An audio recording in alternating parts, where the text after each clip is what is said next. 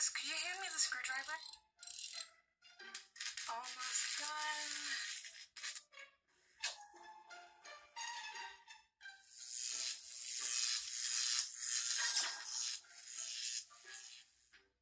It's alive! In the name of Titan, it's a... Ta-da! Sorry I broke your alarm clock, so I made you a new one. Yeah, that's awesome, Amity. Thanks. It follows you around and it's super loud.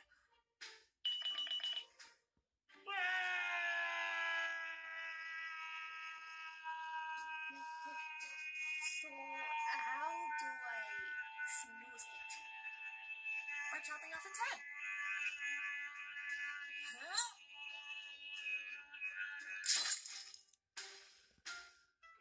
Oh, don't worry, it'll grow back.